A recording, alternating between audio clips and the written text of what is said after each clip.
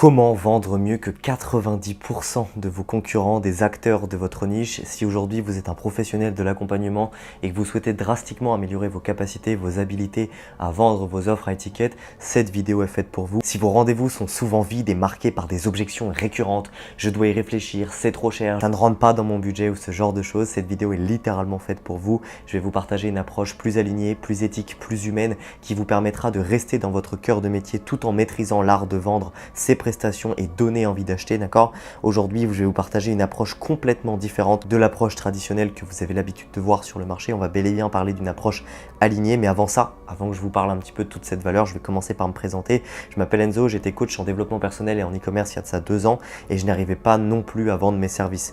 Peu de rendez-vous qualifiés, stressé à l'annonce de mon prix, 10% de taux de closing, une activité pas du tout prédictible. Vous pouvez le voir ici, j'arrivais à peine à me descendre plus de 800 € par mois. C'est complètement horrible et j'arrivais même pas à vivre de mon activité jusqu'au jour où j'ai eu un réel déclic, ok? Ce qui m'a permis d'avoir les résultats que vous voyez à l'écran. J'ai eu un taux de closing qui est littéralement passé de 10 à 95% et je suis passé de 800 € à 35 000 € par mois en moyenne, d'accord? Depuis 1 an et demi, j'ai accompagné plus de 250 personnes en session de vente avec un taux de closing de 95%, mon taux de closing actuel, d'accord? Évidemment, ça peut varier, on va osciller entre 80 et 95, d'accord? Ce travail m'a permis de générer plus de 300 000 € tout en formant des coachs qui pour certains n'avaient jamais vendu auparavant.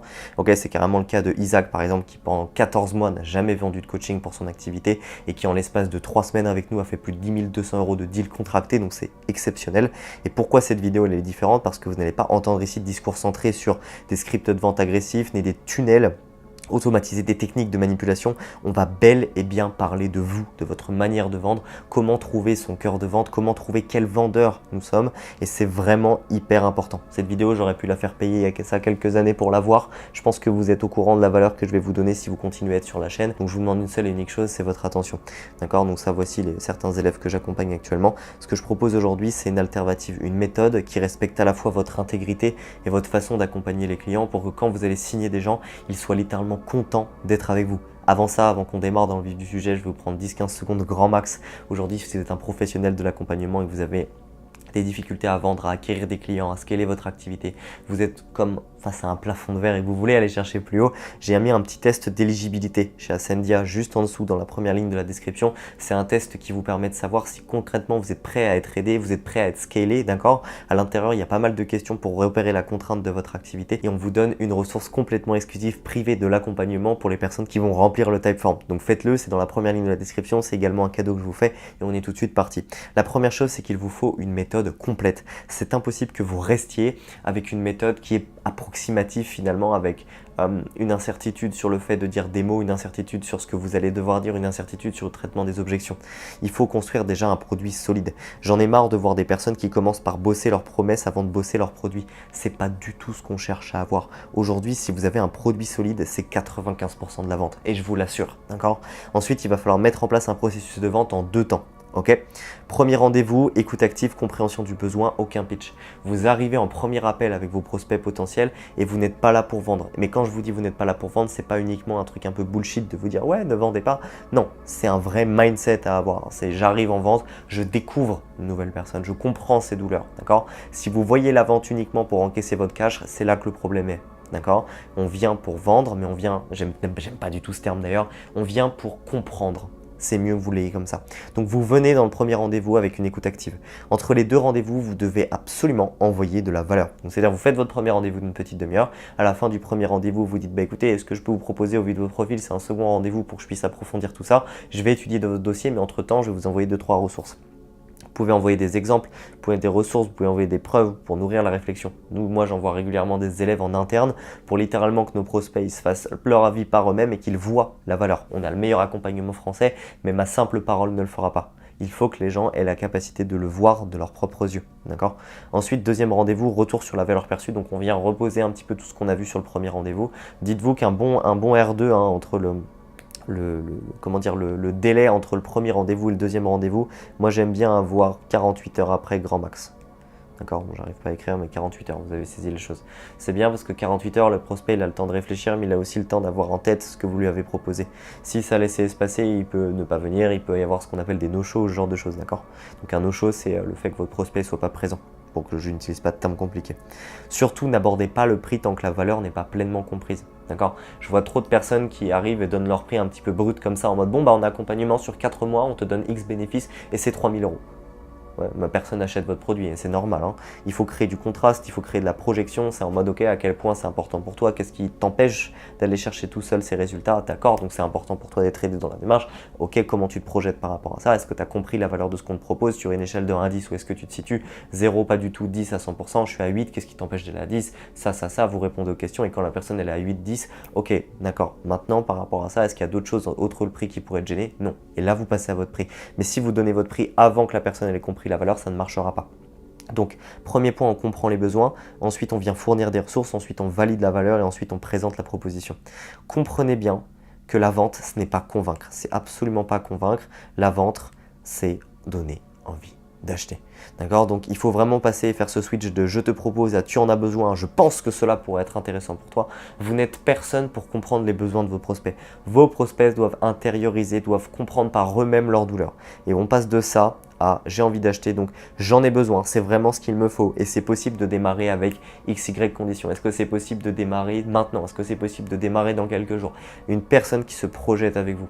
Ok, la vente, c'est littéralement de la séduction. Si vous êtes dans une attitude de convaincre et de dire ouais, moi je suis beau, moi je suis séduisant, ça ne marchera pas. Si la personne conscientise d'elle-même que votre offre est séduisante et qu'elle en a besoin, ça marche à 100%. Évidemment, ça passe par un bon produit. Si vous n'avez pas fait le travail derrière d'être vraiment bon dans ce que vous faites, ça ne marchera pas. Cette méthode est vraiment faite pour les professionnels qui ont réellement une expertise. Si vous avez réellement une expertise, vous allez vendre beaucoup plus qu'une personne qui n'en a pas et vous allez arrêter de vous faire avoir par vos concurrents qui sont que en marketing. Vous écoutez ce que je vous dis là et je vous assure que vous allez vendre beaucoup plus parce que vous avez un réel bienfait. Il faut juste communiquer votre valeur au marché. Le problème aujourd'hui, c'est votre vision de la vente. D'accord? Beaucoup pensent que la vente, c'est du premier rendez-vous jusqu'au closing. D'accord? C'est pas totalement faux. D'accord? C'est, je dirais 70% du process de vente. Pour autant, c'est pas réellement ce que vous devez voir. Moi, la vraie vision que j'ai de la vente, c'est que ma vente, elle commence à mon premier contact. Si aujourd'hui, c'est la première fois que vous me voyez, il est possible que vous soyez avec moi dans 3, 4, 5, 6 mois, peut-être, d'accord? Et ça va commencer par, du coup, l'exposition à votre canal d'acquisition.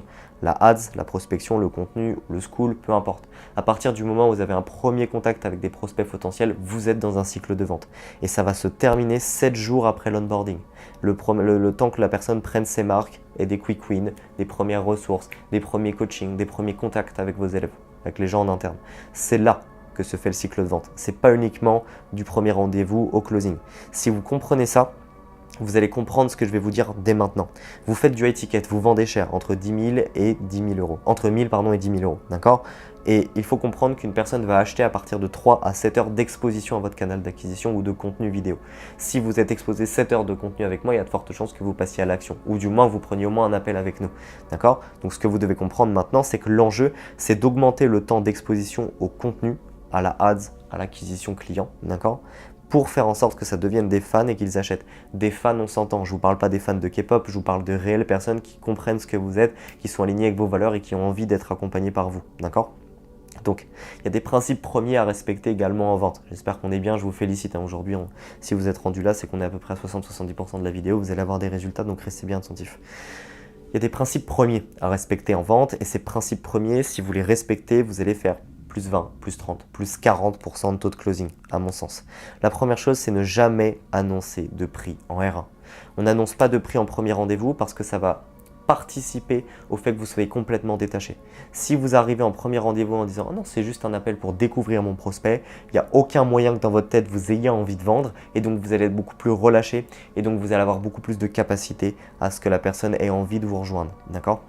Moi, quand j'ai été sportif de haut niveau, le switch qui m'a permis de faire une très bonne saison, c'est d'arrêter de me prendre la tête et de me dire « Mais non, c'est juste un entraînement », alors qu'on était en match. Vous voyez, c'est ce shift mental. Deuxième chose, si vous donnez votre prix en premier rendez-vous et que la personne elle est un peu abrupte et vous n'arrivez pas à vendre, il y a de fortes chances que si elle revienne au deuxième rendez-vous, auquel cas si elle revient, parce qu'il y a des fois elle ne revient pas parce que vous avez annoncé votre prix, elle est que le prix en tête et ça soit impossible de travailler sur ses croyances. Donc c'est pas ce qu'on veut, d'accord? Ensuite, il n'y a pas de je propose, il n'y a pas de mais, il n'y a pas de pourquoi.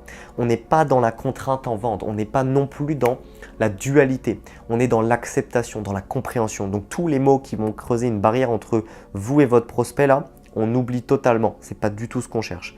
Et ensuite la règle en premier rendez-vous, c'est que vous parlez 30%, votre prospect parle 70% du temps. Vous êtes des médecins, vous êtes là pour questionner, vous êtes des professionnels de l'accompagnement, vous n'êtes pas des marketeurs, d'accord? Je vous conseille de prendre une petite extension qui s'appelle Fathom, d'accord? IA Note Taker.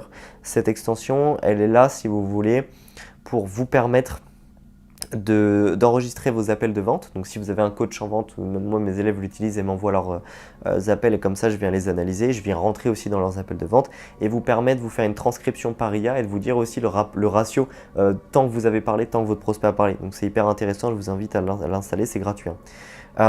Première chose que vous devez comprendre dans vos appels de vente, admettons qu'on soit sur un R2, c'est qu'il y a différents types de vendeurs. Il y a le peintre 1, donc la plupart aujourd'hui vous êtes des peintres 1 malgré vous.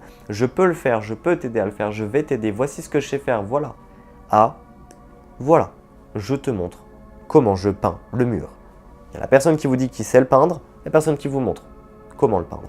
Il le fait devant vous. Laquelle des deux vous trustez, enfin vous avez confiance en elle? La deuxième, très bien. Pourquoi? Parce qu'elle vous montre. Vous devez montrer l'étendue de votre expérience dès l'appel de vente. Moi, je fais un partage d'écran, je montre dans le groupe WhatsApp, je montre dans le Notion, je montre dans le School, je montre comment se passent les coachings de A à Z et je lui montre tout le parcours client. D'accord? Ça, c'est ce qu'on appelle vendre par la promesse. On arrête de vendre par la promesse, on arrête de vendre par je peux t'apporter que, on vend par le produit. Et si vous êtes un bon professionnel de l'accompagnement et que vous avez vraiment cette capacité d'avoir une vraie expertise et que votre produit il est bien huilé, vous êtes au top. Parce que si vous le faites, les gens vont se dire c'est ce qu'il me fallait. Non pas parce que vous avez fait une promesse exorbitante, mais parce que votre produit il a une valeur perçue élevée, d'accord? Et ça marche uniquement que si vous êtes bon. Ensuite, il faut absolument que vous ayez un parcours client clair. La personne de A à B, de B à C, de C à D et de D à E doit avoir un plan clair pour atteindre ses résultats. Vous rejoignez chez nous, on vous garantit 4 000 € de revenus mensuels. Comment est-ce qu'on vous le garantit? De A, on travaille l'avatar jusqu'à la délivrabilité, l'automatisation et l'upsell des résultats. Ok, donc, upsell, c'est le fait de proposer une offre plus chère à prix fixe après la fin de l'accompagnement, peu importe. Donc si vous travaillez votre parcours client, donc là vous vous questionnez, vous vous dites ok, mon prospect il veut aller de A à B, la plupart du temps ils ont une douleur, comment est-ce que je l'emmène de A à B? Je vais faire des petites étapes segmentées, donc du style, je vous prends un exemple d'une élève qui elle en bien-être, elle aide de tout ce qui est confiance en elle, et premier step on va passer sur du cadrage, regarder les croyances, deuxième petite étape on va aller regarder plutôt son train de vie, troisième petite étape ses habitudes, quatrième on vient lister des étapes nécessaires pour résoudre le problème de notre prospect et surtout on lui montre en deuxième rendez-vous pour lui dire regarde tout ce qui est prévu pour toi, regarde le plan d'action, d'accord? Il faut pitcher votre offre en fonction du R1 et de la douleur. Si en premier rendez-vous, il y a une personne, vous êtes toujours dans la niche bien-être, d'accord? Si en premier rendez-vous, vous avez une personne qui vous dit j'ai un manque de confiance en moi, vous allez la pitcher en mode écoute, moi j'ai un accompagnement de 4 mois qui va te permettre de passer sur tout le spectre de la confiance en toi, te permettre vraiment de passer de cette étape de je n'ai aucune confiance à j'ai une confiance absolue en passant par X, Y, Z étape du parcours client, d'accord? C'est important que vous le montriez. Comprendre le prospect et ensuite on vient montrer l'offre, c'est hyper important. On termine par un CDD. Un CDD, c'est un framework. Je vais vous expliquer pourquoi et à quel point il est intéressant. C'est un framework qui vous permet de contrer les objections. Ne prenez pas peur quand quelqu'un vous sort une objection. Si vous êtes en appel de vente, c'est justement parce qu'il y aura des objections et c'est complètement normal. Vous avez droit à des objections tout simplement parce que vous êtes à un prix high ticket. Sinon, vous mettiez juste un funnel avec une VSL, une vidéo de vente et un système Yo et vous faisiez des ventes en automatique. Ce que vous devez comprendre, c'est tout ce qui est avant le prix, c'est un obstacle. Tout ce qui est après le prix, ce sont des objections. D'accord? Donc, il va falloir naviguer de obstacle à objection. Moi, je veux que 80% de votre travail soit focus sur les obstacles. Comprendre les douleurs avant l'annonce du prix. Vous savez, on dit il vaut mieux prévenir que guérir. Je suis absolument partisan de cette partie de la vente. Si vous comprenez votre prospect avant de lui vendre quoi que ce soit, il y aura beaucoup plus de facilité pour lui de se projeter. Et ensuite, une fois que vous avez compris ça, il y aura quand même des options, des objections sur le prix. Alors, le framework CDD, il est assez simple. Le premier C, c'est clarifier. D'accord? Vous devez commencer par clarifier l'objection. Écoute Enzo, je vais y réfléchir, je pense que c'est intéressant, je vais revenir vers toi. Pas de souci. Je comprends absolument Valérie aujourd'hui, il n'y a pas de problème. Juste pour comprendre un petit peu la situation dans laquelle tu es, Toi, de ton côté, est-ce qu'il y a des informations que tu aimerais aller chercher dans cet appel, enfin dans ce temps de réflexion que tu n'aurais pas eu dans l'appel? On vient clarifier la situation. Est-ce qu'il y a des choses qui te manquent? Je comprends absolument. Et on vient être toujours dans cette compréhension. Ensuite, une fois qu'on a clarifié, non, il n'y a pas de souci, ok, trop bien. Donc toi, là, de ton côté, qu'est-ce qui pourrait éventuellement un petit peu te bloquer? Ça serait quoi les obstacles? J'aimerais bien avoir un petit peu de feedback. Le deuxième framework, c'est discuter. On vient de discuter avec la personne pour vraiment comprendre. C'est ce qu'on appelle aussi en anglais le tea time. D'accord? Le tea time. Le tea time, du coup, comme les Anglais font régulièrement, c'est cette faculté de discuter avec les gens avec un verre de thé, vous savez, que le doigt, là, comme ça, peu importe. Donc clarifier, discuter, et ensuite, une fois qu'on a discuté, on vient dégager l'objection. Donc je vais vous en faire une en live pour que vous ayez un vrai exemple. La personne vous dit c'est trop cher. Bah écoute Enzo, c'est trop cher, moi, ça va être compliqué de rentrer dans mon budget, c'est vraiment le prix, quoi, c'est compliqué. Ok, écoute Valérie, il n'y a aucun problème par rapport à ça, je comprends absolument. Compréhension, il n'y a pas de problème par rapport à ça. Juste pour bien comprendre, est-ce que c'est uniquement un côté financier qui peut bloquer ou il y a autre chose qui pourrait éventuellement te bloquer? Non, moi c'est uniquement le prix. D'accord, donc aujourd'hui, pour vraiment clarifier la situation, si tu avais l'argent et que tu étais dans la capacité financière d'investir, tu te lancerais avec nous. Oui, absolument, tu me le garantis, très bien. D'accord, donc c'est vraiment ce côté financier. Donc là ensuite, phase de clarification terminée. Ensuite, phase de discussion. Il n'y a aucun problème par rapport à ça, je comprends absolument. Est-ce que tu es à l'aise à parler de finances? On demande la permission. Oui, pas de souci. Ok, concrètement, toi aujourd'hui, de quoi est-ce que tu vis? Où est-ce que tu en es? Est-ce que tu peux m'expliquer un peu plus? Est-ce que tu as de l'épargne de côté? Ça. Ok, est-ce que tu avais déjà réfléchi à un budget en particulier ou ça tombe un peu comme un cheveu sur la soupe et tu n'as pas trop de visibilité sur tes finances? J'ai pas trop de visibilité sur tes finances. Est-ce que ça te dérange si on regarde si on peut explorer des solutions ensemble? Non, pas de souci. Ok, donc au vu de ça, j'ai vu que tu pouvais te dégager à peu près ça. Ouais, j'ai à peu près 500 € par mois. Est-ce que si on partait sur un paiement en 4 fois de 500 € par mois de manière à ce que ça soit jouable pour toi, ça serait nickel?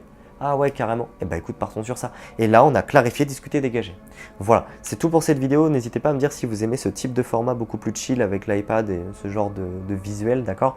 Appliquez tout ce que je vous ai dit dans cette vidéo, c'est littéralement une bombe de valeur et je vous l'ai dit, cette vidéo est gratuite, ça ne vous dispense pas de l'appliquer. Faites le test d'éligibilité avec les ressources privées dans la description, ils ne vont pas rester longtemps, ces ressources, elles sont souvent amenées à être évoluées, d'accord?